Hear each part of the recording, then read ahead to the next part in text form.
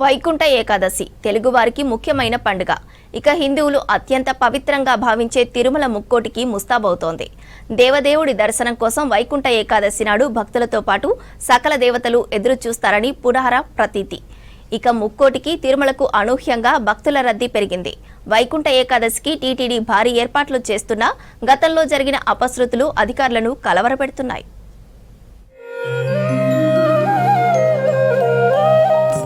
కలియుగ వైకుంఠం తిరుమల సప్తగిరుల వైకుంఠ ఏకాదశి శోభను సంతరించుకున్నాయి. వైకుంఠ ఏకాదశి, ద్వాదశి, న్యూ ఇయర్ రోజుతో పాటు మొత్తం 10 రోజులు తిరుమలలో వైకుంఠ ద్వార దర్శనం కల్పిస్తోంది టీటీడీ. ఈ 10 రోజుల్లో వైకుంఠ దర్శనాలకు భారీ ఏర్పాట్లు చేస్తోంది. అయితే స్వామివారి దర్శనానికి వచ్చే భక్తుల సంఖ్య అనూహ్యంగా ఉండే అవకాశం ఉండటంతో భక్తులు ఎటువంటి ఆగ్రహ ఆవేశాలకు గురికాకుండా ముందు జాగ్రత్తగా టీటీడీ అనేక విజ్ఞప్తులు చేస్తోంది. నిబంధనలను పాటిస్తూ ఓర్పు, సహనంతో ఎవరికి వారు సంయమనం పాటించాలని సూచిస్తున్నారు టీటీడీ పెద్దలు.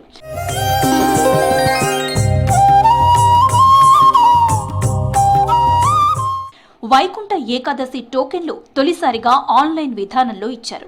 10 రోజుల పాటు వైకుంఠ వాకిలి తెరిచి ఉంచే విధానాన్ని కొనసాగిస్తూనే తొలి 3 రోజులు మాత్రం అంటే డిసెంబర్ 30, 31న ఏకాదశి, ద్వాదశి, కొత్త సంవత్సరం తొలి రోజు జనవరి 1న వైకుంఠ వాకిలి నుంచి దర్శనం కోసం ఆన్లైన్లో మాత్రమే టికెట్లు ఇచ్చారు.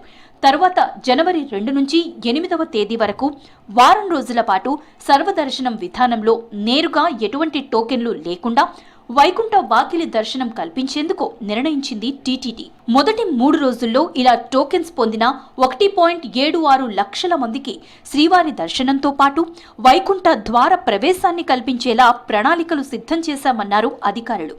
టోకెన్లు వచ్చిన సమాచారాన్ని భక్తుల సెల్ ఫోన్లకి ముందే పంపించింది టీటీడీ. టోకెన్లు ఉన్నవారు మాత్రమే తిరుమలకు రావాలని టీటీడీ పాలక మండలి విజ్ఞప్తి చేసింది.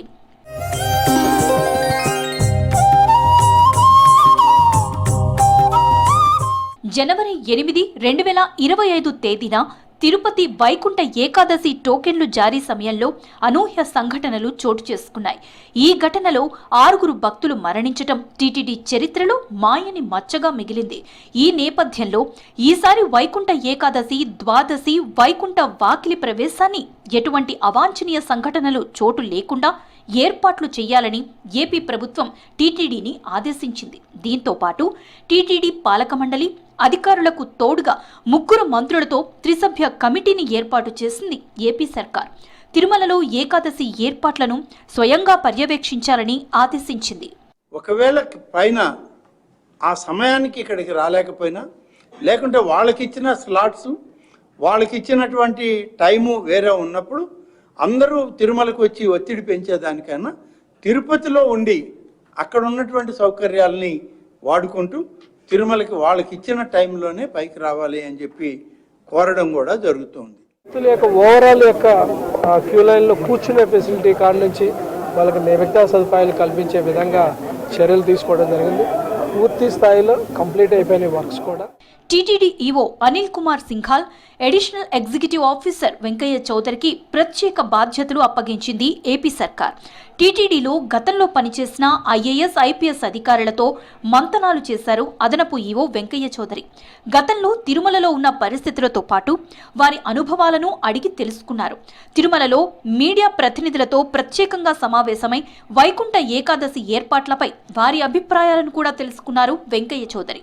కొంతమంది మఠాధిపతులు, పీఠాధిపతులతో కూడా మాట్లాడారు. ఈ 10 రోజుల్లో 8 లక్షల మందికి 182 గంటల సామాన్య భక్తులకు 144 గంటలు ఇతరులకు శ్రీవారి దర్శనంతో పాటు వైకుంఠ ద్వార ప్రవేశాన్ని కల్పించే ప్రణాళిక రూపొందించింది టీటీడీ.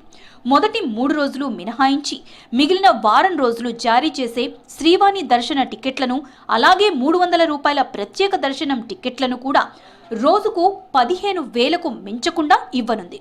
భక్తులకు ఎలాంటి ఇబ్బందులు లేకుండా ఏర్పాట్లు చేశామన్నారు తిరుపతి జిల్లా కలెక్టర్ వెంకటేశ్వర్.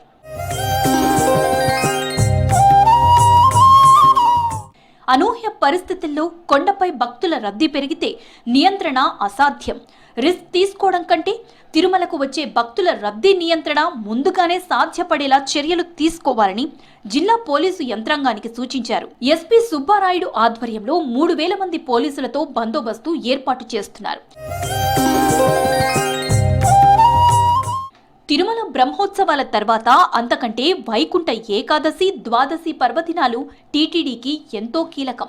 ఆ రోజుల్లో శ్రీవారి దర్శనానికి వచ్చే భక్తులను ప్రణాళికాబద్ధంగా నియంత్రించటం, ఎలాంటి అవాంఛనీయ సంఘటనలు చోటు లేకుండా, ఘర్షణలు జరగకుండా చూసుకోవటం టీటీడీ ఉన్నతాధికారులకు కత్తిమీద సాములాంటిదే.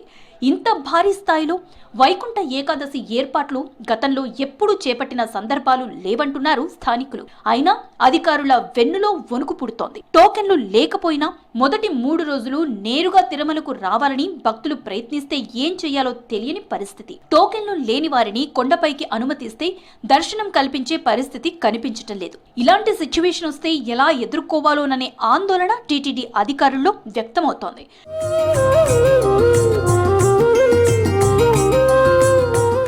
మరోవైపు టోకెన్లు లేకుండా 2వ తేదీ నుంచి 8వ తేదీ వరకు నేరుగా వైకుంఠ క్యూ కాంప్లెక్స్ నుంచే దర్శనానికి అనుమతిస్తారు. ఈ విధానంలో కూడా పరిమితికి మించి భక్తుల సంఖ్య పెరిగే అవకాశం ఉంటుంది. వైకుంఠ వాకిలి ఎంట్రన్స్ లో భక్తులకు ఇబ్బందులు లేకుండా చూడాలి. గత ఏడాది వైకుంఠ ఏకాదశి సందర్భంగా జరిగిన అవాంఛనీయ పరిస్థితుల కారణంగా ఈసారి మరిన్ని జాగ్రత్తలతో పాటు అటు రాష్ట్ర ప్రభుత్వం, ఇటు టీటీడీ తీసుకున్న కొన్ని విధానాల కారణంగా అటు భక్తుల్లోనూ కొంత అయోమయం, ఇటు టీటీడీ యంత్రాంగంలోనూ ఆందోళన ఏర్పడింది. తిరుపతిలో టోకెన్ల కౌంటర్ల దగ్గర రద్దీని కంట్రోల్ చేయలేక ఆన్లైన్ విధానం తీసుకువచ్చారు. దీంతో దేశవ్యాప్తంగా వైకుంఠ ద్వార దర్శనం టికెట్ల కోసం 24 లక్షల మందికి పైగా లక్కీ డిప్తో పేర్లు నమోదు చేసుకున్నారు. ఇందులో 1,76,000 మందికి మాత్రమే దర్శన టోకెన్లు దక్కాయి. దీంతో పాటు వైకుంఠ ఏకాదశి, ద్వాదశి రోజుల్లో కొండకు వచ్చే భక్తుల సంఖ్యను సరిగ్గా అంచనా వేయలేక కట్టడి చేయడంలో టీటీడీ విఫలమవుతుందనే విమర్శలున్నాయి.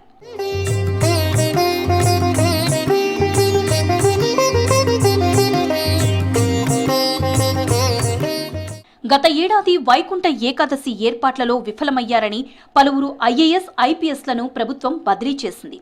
కొంతమందిపై శాఖాపరమైన చర్యలు కూడా తీసుకుంది.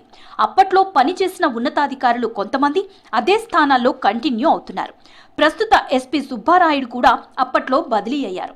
తర్వాత ఆ ఘటనలో తన తప్పు లేదని నిరూపించుకుని మళ్లీ అదే స్థానంలో నియమితులయ్యారు. వైకుంఠ ద్వార దర్శనాలకు పకడ్బందీ చర్యలు తీసుకుంటున్నామని టీటీడీ పాలక మండలి ఉన్నతాధికారులు పైకి చెబుతున్నా లోలోన మాత్రం ఏదో ఆందోళన కనిపిస్తుందని అంటున్నారు భక్తులు.